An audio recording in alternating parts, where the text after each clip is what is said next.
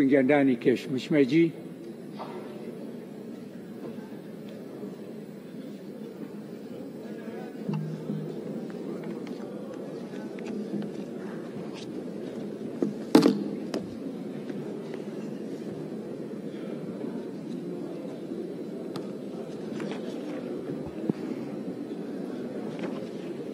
Mheshimiwa Spika,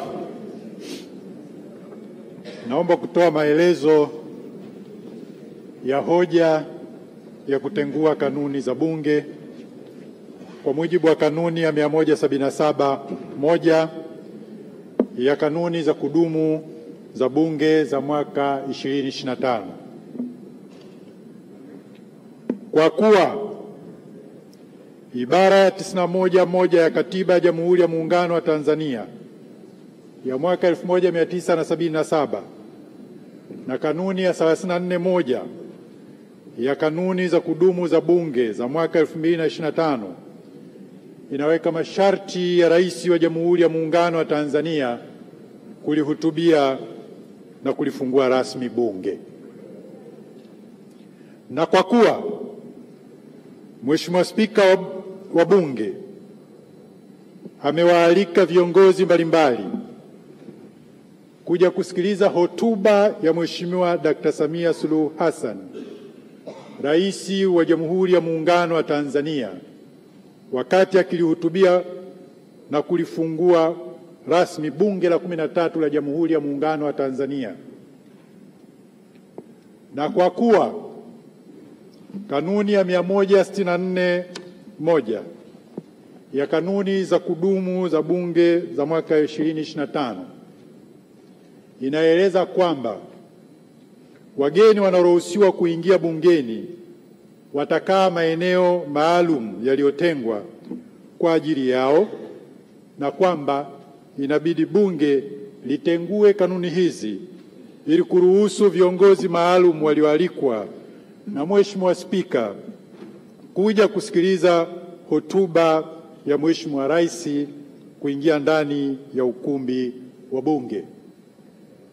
Kwa hiyo basi, kwa mujibu wa kanuni ya 177(1) naomba kutoa hoja ya kutenguliwa kanuni ya 164(1) ya kanuni za kudumu za Bunge za mwaka 2025 ili kuwaruhusu viongozi wafuatao waingie ndani ya ukumbi wa Bunge siku ya Ijumaa tarehe 14 Novemba 2025. Wa kwanza, Mheshimiwa Makamu wa Rais wa Jamhuri ya Muungano wa Tanzania.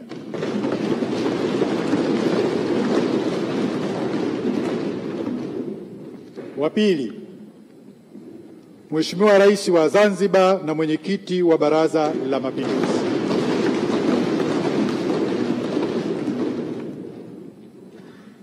Wa tatu, Mheshimiwa Makamu wa Pili wa Rais wa Zanzibar. Wa nne, Mheshimiwa Jaji Mkuu wa Jamhuri ya Muungano wa Tanzania. Wa tano, Mheshimiwa Spika wa Baraza la Wawakilishi Zanzibar. Wa sita, Mheshimiwa Jaji Mkuu wa Zanzibar. Na wa saba, Mheshimiwa Spika wa Bunge la Afrika Mashariki. Mheshimiwa Spika, kwa heshima na taadhima naomba kutoa hoja. Mheshimiwa Bunge, hoja imetolewa. Wanaafrika waseme ndio, na wasiafrika waseme sio. Wanaafrika wameshinda, kanuni imetenguliwa.